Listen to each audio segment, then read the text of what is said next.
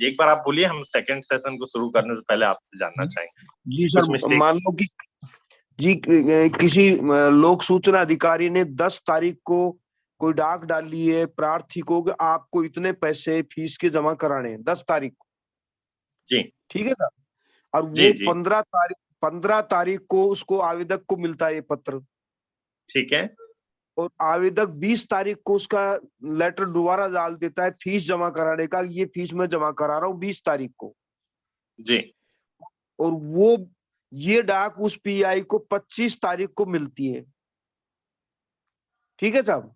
ठीक है ठीक है। तो तो कितने दिन की ये अवधि उस सूचना में एक्सटेंड होगी? देखिए, सबसे पहली बात, अगर लॉ के ग्राउंड से हम देखेंगे तो लॉ के जी ग्राउंड में आप उसने जो इत्तिला बनाई है सूचना के फीस के लिए, है ना, उसने मान लीजिए फीस की इत्तिला 10 तारीख को बनाई है, लेकिन जी सर। वो इत्तिला बना के उस लेटर में तो 10 तारीख लिख दिया है, लेकिन जी वो हाँ। जब उस लेटर को पोस्ट में डाल रहा है, पोस्ट में डालने की जी तारीख ही उसकी खुद की 12 तारीख है। जी ठीक है, तो अब आप पहला जी सवाल हमारे सामने खड़ा ये होता है कि हम लेटर की तारीख माने कि जो उसने पोस्ट जिस दिन डाला है उसकी जी तारीख जी माने। जी जी तो जी लॉ ये बोलता है कि जिस दिन उसने पोस्ट डाला है डाक में। उसने असल में हमको सूचना इत्तिला दी है। लेकिन क्या जी होता है कि अगर वो 2-4 दिन की छोटी मोटी बात होती है तो हमको इग्नोर कर जी देना चाहिए, बहुत विवादित नहीं बनाना चाहिए। अनदर क्या होता है, हम अपने मुद्दों से या सूचनाओं से भटक जाते हैं। ठीक है, जी ये जी बात वहां पर आप लॉ के ग्राउंड से देखेंगे। लॉ कभी भी लेटर की लिखी हुई डेट को नहीं मानेगा। लॉ इस चीज को मानेगा कि उसने भेजी कब है। अपने पास रोक के ही जी बैठा हुआ है, अगर वो मान लो 10 दिन 20 दिन, और फिर बोल रहा है भाई मैं तो उस भेज दिया था 10 तारीख को इसलिए मेरा तो काउंटिंग नहीं आया, तो वो नहीं है। ठीक है। सर, मेरे पास दूसरी बात, ऐसे भी डाक। जी रहती है, मैं जान रहा जी हूं, मैं सब चीजों को अच्छे से जान रहा हूं आपकी समस्या को, लेकिन मैं एक्सप्लेन इस जी एक्ट के बिहाफ में और अपने सभी साथियों के बिहाफ में करना चाहूंगा। ठीक है, इसलिए मैं आपसे जी माफी चाह जी रहा हूँ क्योंकि आपने एक महत्वपूर्ण मुद्दा उठाया और अभी जो हम चर्चा कर रहे हैं उससे रिलेटेड मुद्दा उठाया है, इसलिए मैं इस बात को जी एक्सप्लेन कर रहा हूँ। तो आप जी उसकी लेटर की डेट 10 नहीं मानेंगे, 12 मानेंगे, जिस दिन उसने भेजी। अब वो आपको पता कैसे चलेगी? अगर उसने साधारण डाक भेजा है तो साधारण जी डाक में क्या होता है, जितने भी डब्बों से जितने भी पोस्ट निकाले जाते हैं, तो हम्म डब्बों की पोस्ट निकल के पोस्ट ऑफिस में पहुंच के सबसे पहले इंटर्ड होने से पहले एक जी मुद्रा मारी जाती है, सिक्का लगाया जाता है हर पोस्ट पर, जी जिस पोस्ट ऑफिस का वो रिसीव हुआ है। तो उस हाँ पोस्ट जी जी ऑफिस का उसमें सिक्का लगता है, उसमें उस पोस्ट जी ऑफिस का नाम और तारीख जी वो उसमें अंकित हो जाता है। तो साधारण हाँ डाक की होते। स्थिति में उससे पता चलेगा। और अगर हम्म रजिस्टर्ड पोस्ट है तो हम्म रजिस्टर्ड या स्पीड पोस्ट भेज रहा है तो उसके मुद्रांक नंबर से सीरियल नंबर को देखकर आप ऑनलाइन देख सकते हैं कि भाई इसने जी डाली जी कब। ये आपका प्रमाण जी है कि उसने डाली कब। जी अब ठीक है, जी अब दूसरी जी बात आती है कि वो काउंटिंग कब तक रन करेगी। आपने बोला कि जी मैं फीस तो 20 तारीख को जमा करवा दिया, उसकी जी इत्तिला उनको लिखकर भेजा और वो उनको 25 तारीख को मिली। तो वो जी आप 25 तारीख काउंट नहीं करेंगे, जिस दिन आपने उस लोक प्राधिकरण के अंदर में वो फीस पटा दी, जी लॉ के हिसाब से आपने उस दिन अपनी जिम्मेदारी निभा दी है। 20 तारीख। 20 तारीख, तो जी आपकी काउंटिंग लॉ के हिसाब से 20 तारीख को पूरी हो गई है, क्योंकि आपने फीस एक्चुअली लेनी किसको है? फीस लेनी है जन सूचना अधिकारी को। जन सूचना जी अधिकारी फीस ना लेके क्या कह रहा है, आप अकाउंट सेक्शन चले जाइए, वहां पर आप पटा दीजिए। जी ठीक है, जी तो आप अकाउंट सेक्शन जाके आपने पटा दिया, तो जी आपने अपनी रिस्पॉन्सिबिलिटी निभा दी, क्योंकि वो पब्लिक जी अथॉरिटी में आपने पैसा जमा कर दिया है, इसलिए उसकी डेट जी काउंटिंग 20 तारीख होगी। लेकिन अगर जी आप क्या करते कि पोस्टल ऑर्डर के जरिए से डाक में भेजते, तो जी अब क्या होता है कि वो पोस्टल ऑर्डर का जो डाक है, जिस तारीख को रिसीव होता उस प्राधिकरण में, जी है ना, तो वो उस दिन की जी तारीख काउंट होती है। मान लो लेटर आपका और उसके साथ में भेजा गया आपका पोस्टल ऑर्डर उसको 25 तारीख में मिल रहा जी है, तो वो 25 तारीख जी की काउंटिंग में जाता। जी ठीक है, लेकिन मैं सभी साथियों से निवेदन करूंगा कि 2-5 दिन 7 दिन के लिए 10 दिन के लिए फ्री में सूचना पाने की अपेक्षा रखकर, मतलब मैं ऐसा आपके लिए नहीं जी बोल रहा, मैं जी सभी साथियों के लिए बोल रहा हूँ कि अपेक्षा जी रखकर कोई पत्राचार ना करे, क्योंकि इन लोग जो है हमारी इन सब चीजों का बड़ा दुरुपयोग करते हैं और हमारे लिए एक अलग छवि निर्मित कर देते हैं। तो जी उन लोगों का कहना क्या रहता है, इनके लिए सूचना इंपॉर्टेंट नहीं है, ये जी हमारे साथ टाइम पास करने के लिए आवेदन करते हैं और जी आवेदन करने के बाद वो जानकारियां हमसे फ्री ऑफ कॉस्ट चाहते हैं। तो मैं तो जब जी फर्स्ट अपील भी करता हूं ना, तो मैं लिखता हूं सर जी मैं जानकारी बिना शुल्क के नहीं चाहता, जिससे लोक धन की जी बर्बादी हो या किसी जी अधिकारी को हानि हो। मैं ये मानता हूं जी कि अधिकारी ने कोई भूल वश मुझे जानकारी नहीं दिलाई है, लेकिन आपके अपील में वो आप न्याय दिलाएंगे मुझे और सूचना उपलब्ध कराएंगे, भले उसका पैसा जो लगे मैं देने को तैयार हूं, जो नियम के जी अनुसार जी होगा। जी तो जी जी इसमें क्या होता है, आपका ग्राउंड बड़ा मजबूत हो जाता है सेकंड अपील के टाइम। जी अब उस समय 50,000 की भी जानकारी हो तो आप लेने के लिए फ्री ऑफ कॉस्ट लाइबल है। जी वरना क्या होगा मालूम है, वो आपको जो गरीबी जी रेखा वाला जो पत्ता रहता है ना कि 25 पेज या जी 50 पेज तक की जानकारी निशुल्क उपलब्ध करा दी जाए, बाकी मत दी जाए, ये सब फंडे हम्म इसी कारण से आए हैं। जी जी जी तो इन फंडों से अगर बचना है ना, तो फर्स्ट अपील जी तक भी आप ना फीस देने के लिए एनी टाइम तैयार रहें, ताकि आपकी एग्रीवनेस कैसी लगनी चाहिए जब आप आयोग में सेकंड अपील में जाएं कि सर मेरे तरफ से फीस को बचाने के लिए उसको देने के लिए सूचना क्यों नहीं की, मेरे लिए तो सूचना बहुत जरूरी थी, मैं जी सूचना जी तक पहुंचना चाहता था, इसी कारण तो मैंने फर्स्ट अपील में ही बोला कि सर उसमें कोई फीस लगनी है मैं अभी भी देने को तैयार हूं, मुझे जानकारी फ्री में नहीं चाहिए। लेकिन मुझे फर्स्ट अपील में भी न्याय नहीं मिला, इस कारण हम्म से अब मैं चाहता हूं कि जानकारियां तो मुझे निशुल्क मिले ही, साथ में हम्म मुझे क्षतिपूर्ति भी मिले। हम जो जी क्षतिपूर्ति का जो ग्राउंड कमजोर कर देते हैं ना, वो इसी कारण कर देते हम्म हैं, अब हमारा क्षतिपूर्ति का ग्राउंड वहां पे जाके मजबूत हो जाता है। तो अब हम जी क्या बोल सकते हैं, सर मैंने वहां पे बार बार कोशिश की कि मेरे को किसी भी तरीके से सूचनाएं मिल जाएं, लेकिन उन्होंने मुहैया कराने की कोशिश नहीं की। तो वहां जी पर आप जाके क्या होते हैं, क्षतिपूर्ति का आपका जो ग्राउंड है वो थोड़ा सा ज्यादा जी मजबूत हो जाता है। जी मतलब प्रथम अपील अधिकारी को निवेदन कर दे कि मैं शुल्क अभी भी ये देने को अभी भी लेने को आप वहां पे बस इस एक लाइन को, बहुत ज्यादा राम कहानी लिखने की जरूरत नहीं है, बस एक ही चीज लिखिए कि मुझ अपीलार्थी के लिए उस सूचना तक पहुंच करना बहुत अति आवश्यक है, मेरे लिए वो सूचना बहुत महत्वपूर्ण है। यदि अपीली अधिकारी को ऐसा लगता है कि उक्त सूचना के लिए मुझे शुल्क दिया जाना चाहिए, तो मैं वह जी शुल्क देने के लिए अब भी तैयार हूं, पर मुझे जी यथाशीघ्रता से वो सूचना उपलब्ध करवा दी जाए, क्योंकि ठीक वह साहब सूचना मेरे लिए बहुत महत्वपूर्ण है। जी मतलब आपका, आपने क्या किया उसमें कोई भी अकारण की बात नहीं की, एक ही लाइन कही, लेकिन वो क्या है आपके लिए बहुत बड़ा ग्राउंड है क्षतिपूर्ति मांगने का, ठीक सर क्योंकि आप वहां पे इस बात को साबित कर पाएंगे कि मेरे लिए उस समय उस सूचना की इंपॉर्टेंसी थी सर, और वो सूचना नहीं मिलने के कारण मेरे समय की, आने जाने की, बहुत सारे मेहनत की, कागज पत्थर की लिखा पढ़ी में बहुत पैसे खर्च हुए, और जो कारण से मैंने सूचना चाहिए थी उसके कारण से अगर आपके पास ये ग्राउंड हो कि आपको कोई क्षति हो रही हो, कोई हानि हो जी रही हो, तो उस क्षति और हानि को भी आप इंडिकेट करके उसके बारे में बताकर आप क्षतिपूर्ति मांगेंगे, साथ में ही आप मोटर व्हीकल एक्ट की धारणाओं को भी ध्यान में रखेंगे कि किस तरीके से आपको प्रताड़ना हो रही है या प्रभाव हो रहा है। कुछ कंज्यूमर कोर्ट के भी फॉर्म को लिखेंगे कि भाई मैं किस तरीके से मुझे ये मानसिक क्षतिपूर्ति के लिए क्षतिपूर्ति आयोग को देना चाहिए। मैं जब जी क्षतिपूर्ति के मैटर में जाऊंगा, तब आप जी लोगों को इसके कुछ ग्राउंड्स, अगर मैं कुछ एक आध में ध्यान है, मैं राजस्थान के किसी साथी ने मेरे को ग्राउंड्स दिया था, और जी धनवीर राव साहब मेरे को लगातार उस समय जब मैं सेशन, लास्ट समय सेशन चला रहा था, तब मुझे बोले थे कि हमको जो है पुलिस की एफआईआर और क्षतिपूर्ति पर ज्यादा जोर देने की जरूरत है, क्योंकि ये जी तो फीस जो इनके ऊपर दंड लगता है, ये तो सेटिंग जी करके आयोग में दंड से बच जाते हैं, और इन दंड से जी बचने के कारण से इनके मन से दबाव खत्म हो जा रहा है। जी वो दबाव हम क्षतिपूर्ति के जरिए से बढ़ाएंगे, और जब हम परेशान हो रहे हैं तो हमको लॉजिकली वो पैसे मिलने भी चाहिए। जी तो जब ठीक वो लॉजिकली सर वो पैसे हमारे जो क्षति हो रहे हैं मिलने चाहिए, वो तभी मिलेंगे जब हमने शुरुआत में अपनी प्रैक्टिस जो है प्रॉपर की हुई है। ठीक है सर अब इसमें मैटर ये हुआ कि मुझे 12 तारीख को फीस संदाय का आवेदन मिला और मैंने फीस जमा करा के 25 को उनको प्राप्त हो गया तो जो 13 हाँ, दिन का समय है, ये इस 30 दिन में जुड़ जाएगा हाँ जुड़ जाएगा। 43 दिन देखिए तक दे ये सकता है जी मतलब वो 43 दिन तक में आपको सूचना भेजना, देखिए यहाँ पर आप फिर से सेक्शन 7(1) को फिर से पढ़ें। लॉ में हर पॉइंट जो है बहुत महत्वपूर्ण होता है। सेक्शन 7(1) का जो पहला पैरा है वो क्या बोल रहा है, 30 दिवस के भीतर, ठीक है, विनिश्चय करेगा, देगा, है ना।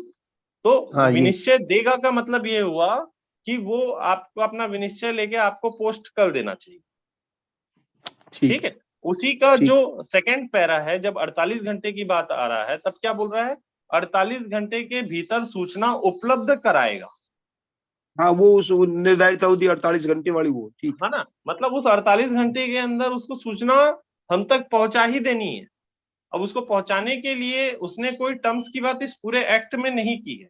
मतलब ये हुआ कि वो हमको फोन कर सकता है, मेल कर सकता है, ऐसी व्यवस्थाएं बना सकता है। और हम भी, क्योंकि हमारे लिए 48 घंटे के लिए वो सूचना बहुत महत्वपूर्ण थी, इसलिए हमको भी वहां पे ऐसी कुछ चीजें दिखानी पड़ेंगी कि अगर वो मामला 48 घंटे वाला आपके लिए आयोग पहुंचता है तो आपके पास रीजनेबल ग्राउंड हो इस बात को स्पष्ट करने के लिए कि वो 48 घंटे के लिए। पहली बात, 48 घंटे से रिलेटेड मैटर्स हो तो आप डाक, पोस्ट, ये सब ईमेल फीमेल ना करें। आप कोशिश करें कि उस कार्यालय में मौजूद होकर वो सूचना मांगने की पहली प्राथमिकता रखें। दूसरी प्राथमिकता ये रखें कि भाई अगर किसी कारण से वहां पे पहुंच नहीं हो पा रहा है तो आप ईमेल करें और उससे रिलेटेड कंसर्न ऑफिसर से आप एक निवेदन अलग से प्रस्तुत करें, मौखिक तौर पर और लिखित तौर पर, ठीक है। उनको मुझे बताएं कि ईमेल वो से भेज आपके लिए दिया। बहुत महत्वपूर्ण है।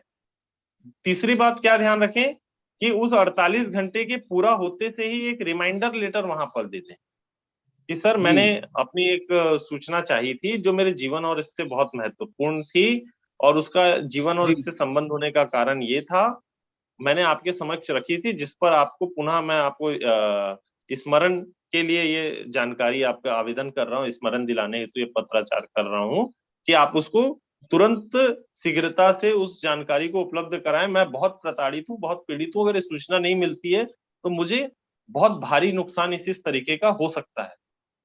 जी तो वो रिमाइंडर जरूर दें, मतलब उसके बाद वेट ना करें 15 दिन 20 दिन, रिमाइंडर तुरंत 24 घंटे में लगना चाहिए, 48 घंटे में लगना चाहिए, सॉरी। और उस 48 घंटे में जी ये भी आप लिख करना चाहिए कि हमको जो है ना कुछ एडवांस फीस जो है वहां पर जमा करा देनी चाहिए, ताकि उसको हाँ ये ना मौका मिले कि भाई मेरे को फीस को वो करना था।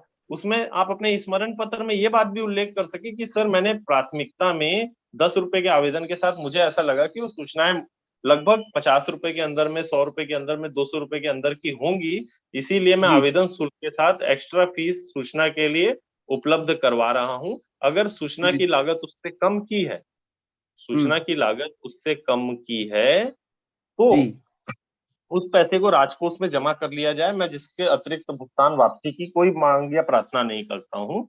लेकिन तो अगर मैं लिख। ज्यादा की है, लेकिन अगर ज्यादा की है तो सर मैं 48 घंटे के बाद आपके कार्यालय में जब उपस्थित होऊंगा तो शेष राशि भी आपके कार्यालय में जी तुरंत तत्काल उपलब्ध करवा दूंगा। ये भरोसा भी आप उस लेटर जी में अवश्य दिला दें, है ना। तो जी क्या है कि अगर जी ऐसे भरोसे हम दिलाएंगे तो हमारा जो आवेदन है या जी कंटेंट है वो महत्वपूर्ण हो जाएगा। लेकिन बस ध्यान रखना है कि हमको राम कहानी नहीं लिखनी है पूरी की पूरी, क्योंकि वो राम ठीक कहानी लिखेंगे तो लेटर जो है एक पेज से ज्यादा का हो जाएगा, लेंदी हो जाएगा, और कोई भी बड़े पेपर या लेटर को कोई भी आयोग या कोई बड़ा अधिकारी पढ़ने में मतलब बहुत इच्छुक नहीं रहता है। तो बहुत बड़े बड़े नहीं, लेटर गागर में लिखने की सागर हमको भरते कोशिश मतलब नहीं ये है। करना जी, ठीक, है ना। बहुत जब बहुत आवेदन धन्यवाद सर। करें, जी जी, तो ठीक, मेरे ख्याल से सभी साथियों के लिए ये काम की बात थी, इसी कारण से मैंने इस बात को लिया और फिर से मैं वापस आ रहा हूँ हमारे चैप्टर 2 में सूचना का अधिकार और लोक प्राधिकारियों की बाध्यता है, ठीक है। जी सर। ठीक है, आप म्यूट कर लीजिए सभी साथी।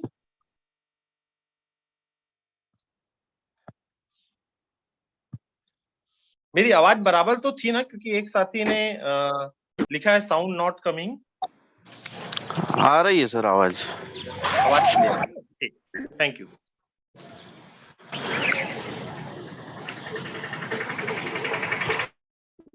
प्लीज म्यूट रखें अपने उसको, ताकि आप लोगों को अच्छी क्वालिटी में आवाज आए।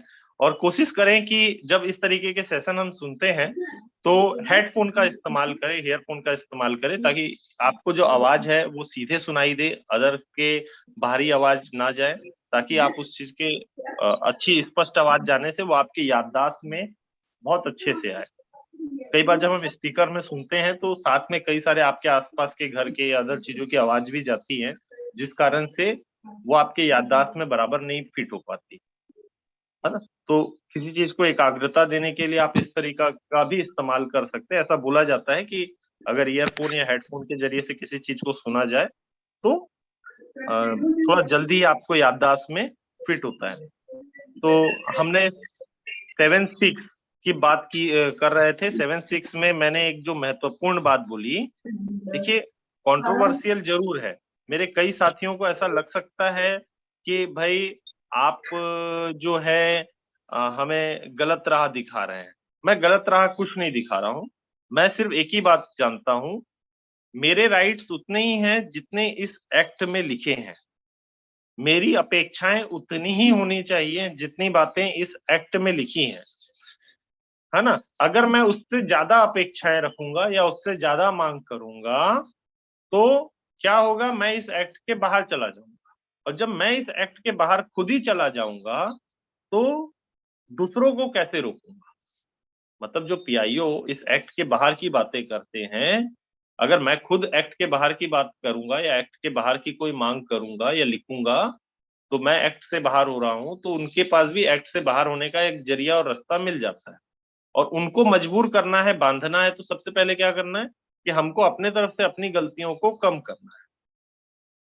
तो सेक्शन 7(5) में आपको खाली गरीबी रेखा वालों के लिए वो सेक्शन 7(5) नहीं था, वो फीस के युक्ति युक्त होने के लिए था।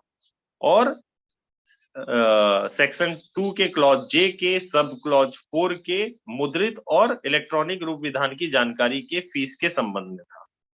सेक्शन 7 की सबसेक्शन 6 इस बात के लिए थी कि कोई सूचना अगर आपको समय सीमा में नहीं मिल रही है तभी आपको फ्री ऑफ कॉस्ट मिलेगी, ठीक है।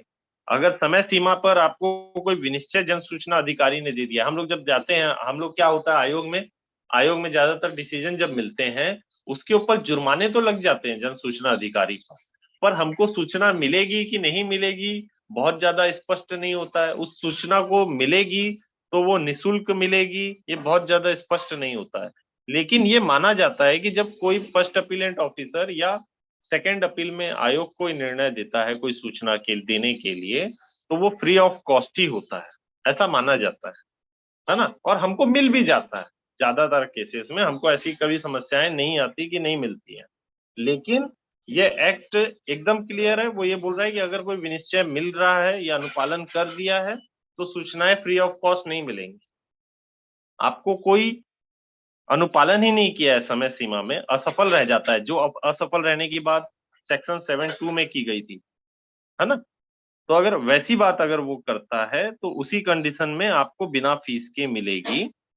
सेक्शन 7 का सबसेक्शन 7 ये क्या बोलता है, उपधारा 1, मतलब जब किसी सेक्शन के अंदर में कोई सबसेक्शन 1 की बात कह रहा है तो मतलब उसी सेक्शन के सबसेक्शन 1 की बात कह रहा है, मतलब फिर से वो बात कहाँ पे आ रही है, 7(1) की।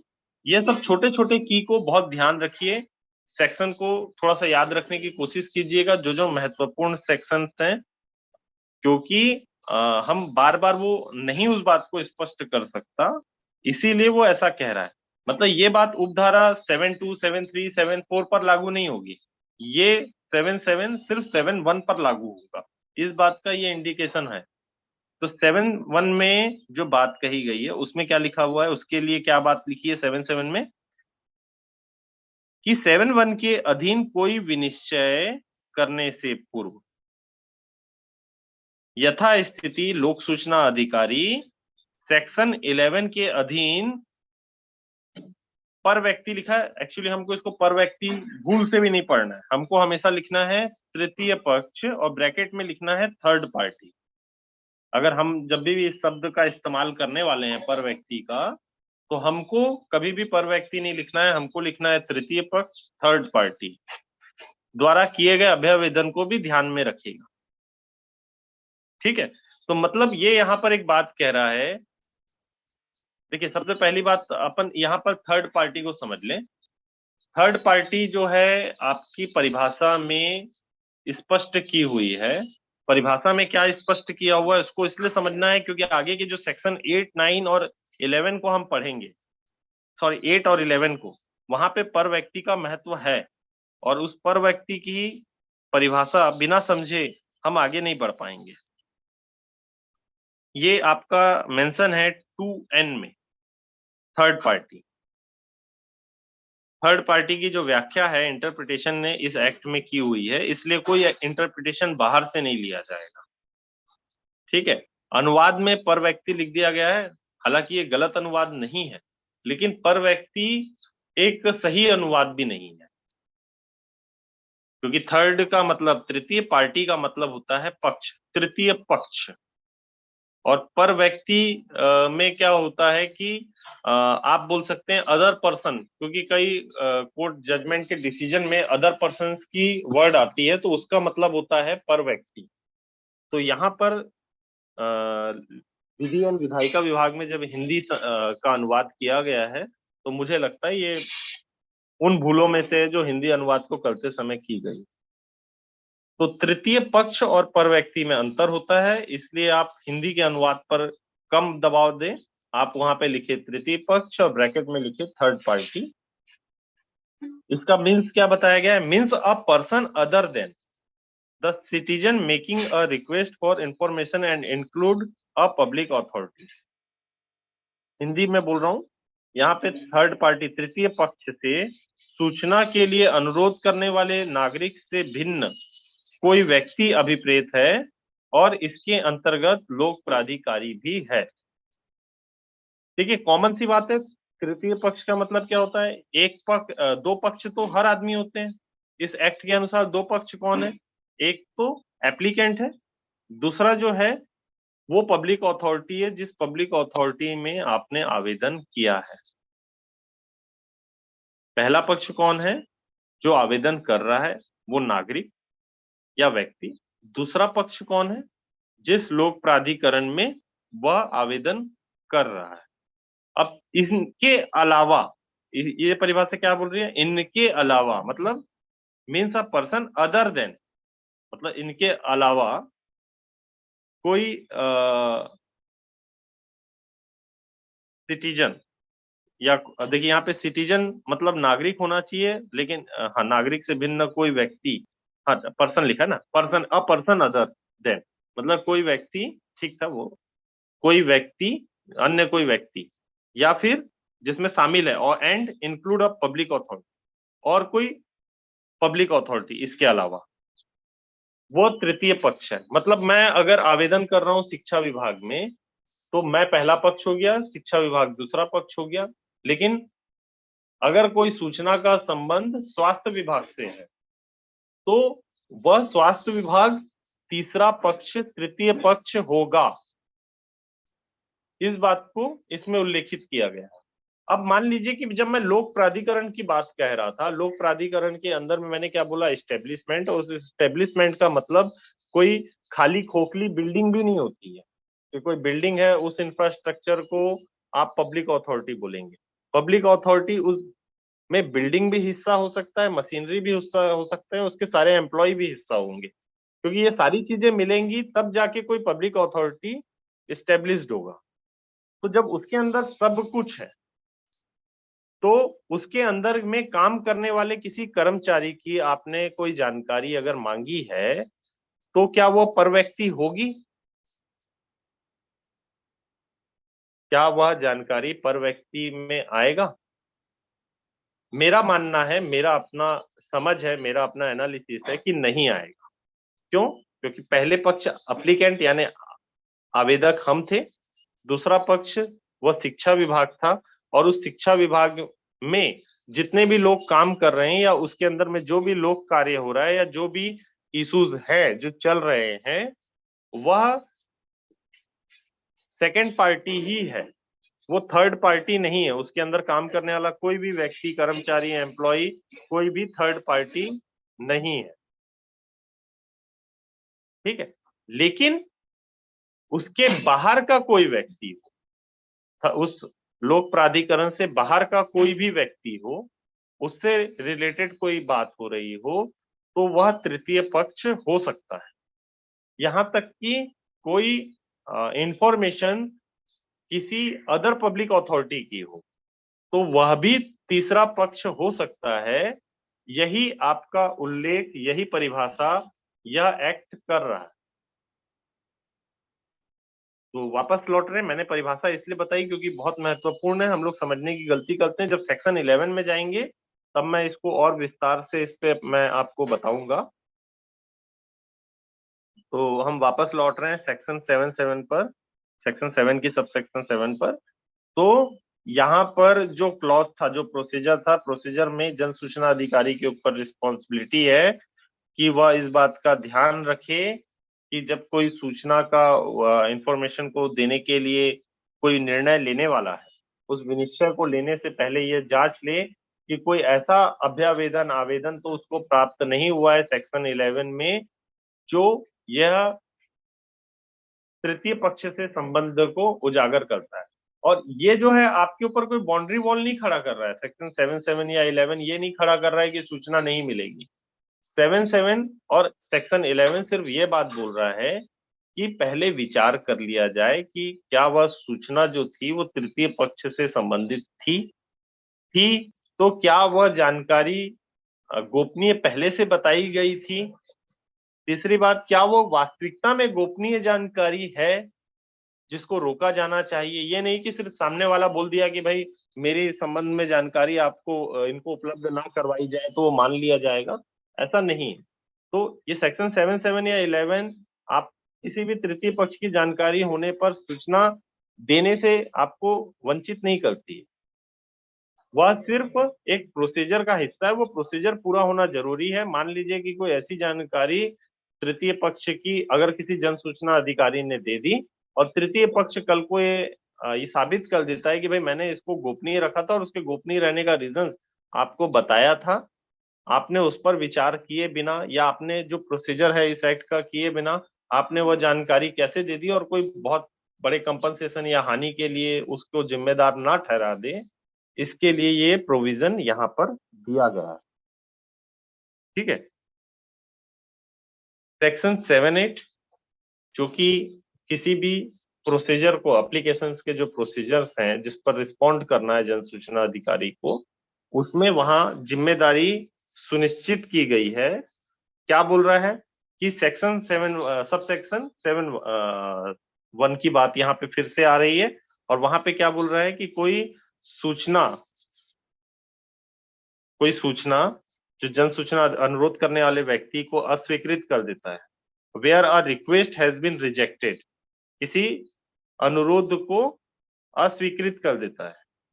कौन सा? जो 7(1) में हमने अनुरोध किया, 6 में अनुरोध किया था और 7 पे उसको रिस्पॉन्ड करना था। तो लोक सूचना अधिकारी cell communicated to person making the request. तो वह जब कम्युनिकेट करेगा, मतलब आपको ये बताएगा कि भाई आपका जो अनुरोध था अस्वीकृत कर दिया गया है, उसके लिए जो कम्युनिकेशन होगा, संचार होगा, पत्राचार होगा या किसी भी तरीके से जो कम्युनिकेट के अंदर में आते हैं, कम्युनिकेट का भी एक बहुत बड़ी परिभाषा है। तो कम्युनिकेट करेगा the person making the request, उसके अंदर में यह बात भी उस में बताएगा। क्या बताएगा? अब यहाँ पर इसने लिया है सब क्लॉजेस, यहाँ पे क्लॉज नहीं बताया है, यहाँ पे सब क्लॉजेस बताया है। अगर क्लॉज बताता तो क्या होता, वो एक मैंडेटरी टर्म्स होता, लेकिन सब क्लॉज क्या है?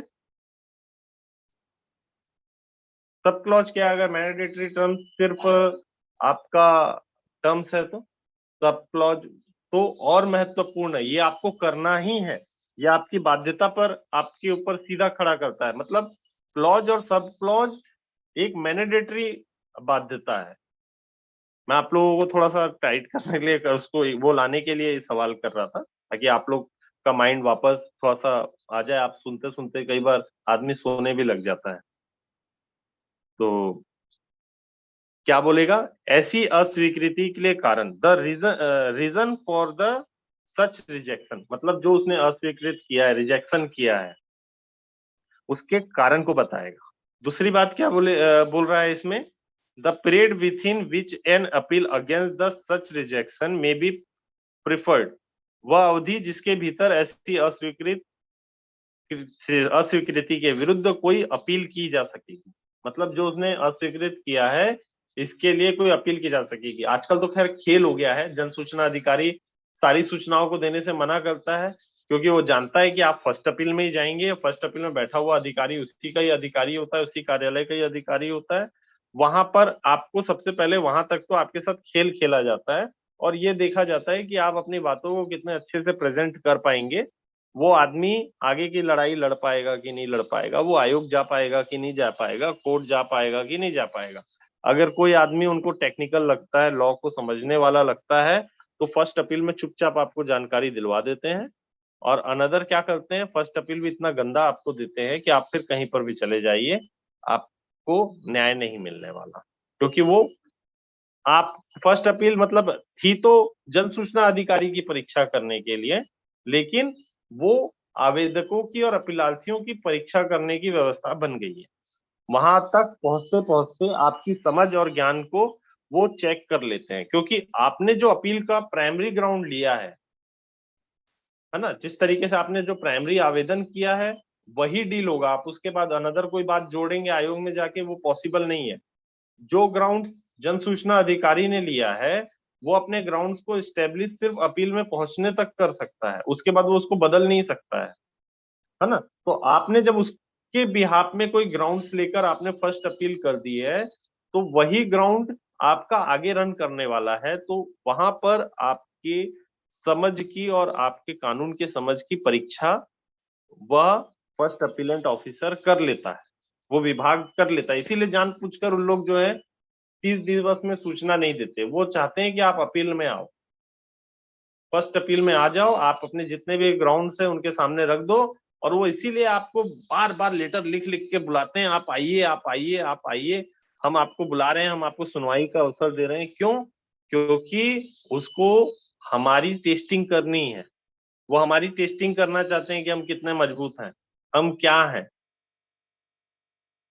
तो वो इसलिए हमको बुलाते हैं। मेरी बात को गलत मत समझिएगा, थोड़ा गंभीरता से समझिएगा कि मैं ऐसा बोल रहा हूं तो उसके पीछे लॉजिक क्या है।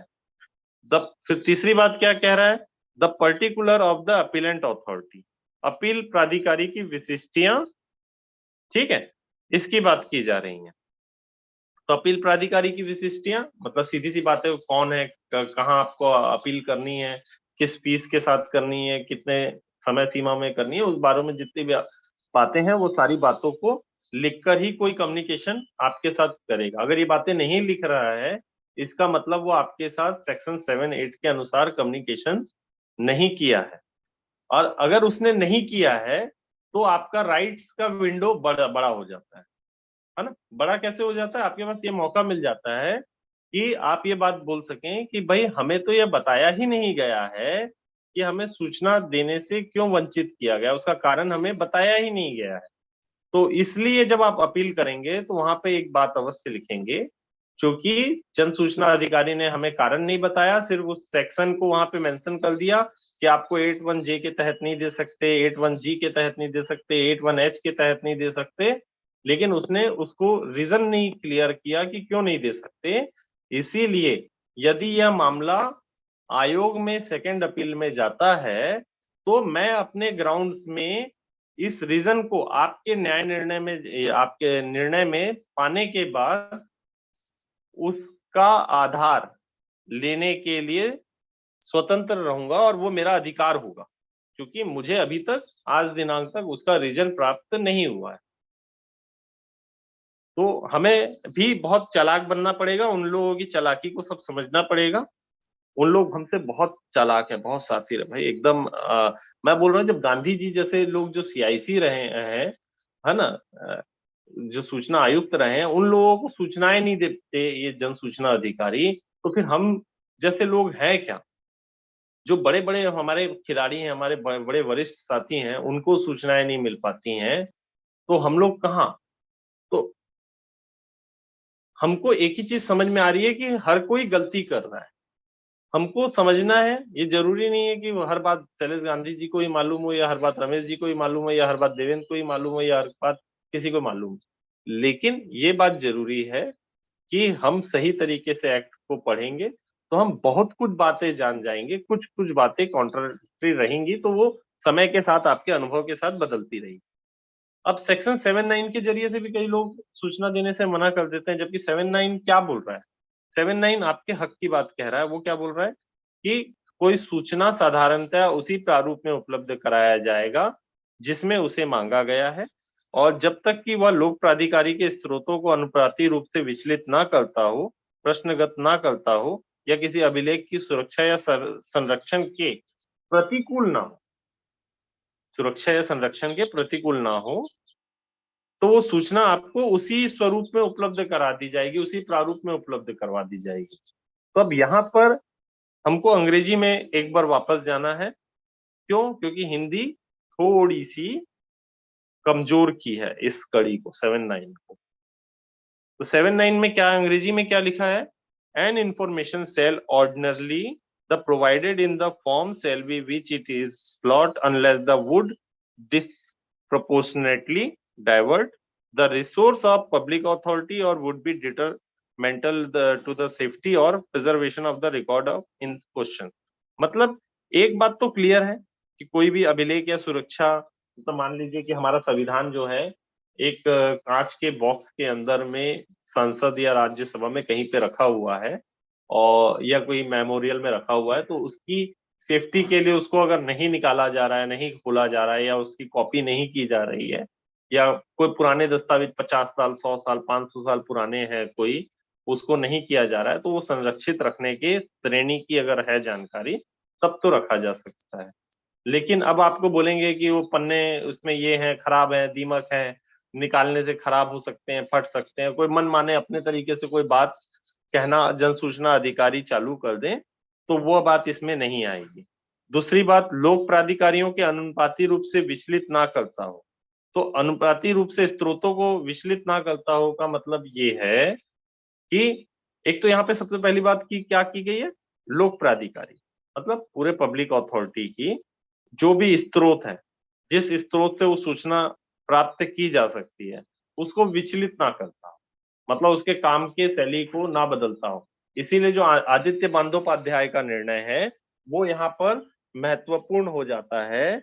आदित्य बंदोपाध्याय के निर्णय में क्या था, आदित्य बंदोपाध्याय वाला जो निर्णय था उसमें एक बात कही गई थी कि हम अपने 75% कर्मचारी को, किसी विभाग के कर्मचारी 75% समय सिर्फ सूचना के अधिकार के लिए काम करने के लिए छूट नहीं दी जा सकती, या सूचना को देने के लिए या इस कानून के दुरुपयोग की संभावनाओं को व्यक्त करता है, ऐसी कुछ बात उसमें कही गई थी। मेरे पास उसका ऑर्डर का सारांश मैं देख रहा था, अभी दिख नहीं रहा है, कभी और अपन आगे चर्चा में उसको ले लेंगे। ठीक है। तीसरी बात इसमें क्या की गई कि साधारणतः उसी प्रारूप में shall ordinarily be provided in the form which it is slot unless, ठीक है। तो मतलब जिस तरीके से पाया चाहा गया है, वो चाहने का तरीका भी आपका मनमाना नहीं होगा, वो चाहने का तरीका जो 2J में लिखी गई बातें हैं वही होंगी, लेकिन वहां पे इंक्लूड के अंदर में बात कही गई है, मतलब थोड़ी व्यापकता दी गई है 2J में भी, इसीलिए थोड़ा बहुत आप कर सकते हैं, लेकिन वहां पर आपको भी थोड़ा सा फ्लेक्सिबिलिटी देनी पड़ेगी कि भाई जिस स्वरूप में मौजूद हो और जिस स्वरूप में उपलब्ध कराया जाना संभव हो, उस स्वरूप में उपलब्ध कराया जाए। जब आपको पहले से मालूम है तब इस तरीके का कंटेंट इस्तेमाल कराया जाए, लेकिन कोशिश की जाए कि जो मेरे द्वारा जो चाही गई जानकारी है उस प्रारूप की, वो उसमें अधिकतम जानकारी आप जो उपलब्ध करा सके उपलब्ध करा दी। तो ऐसे कंटेंट्स का भी हम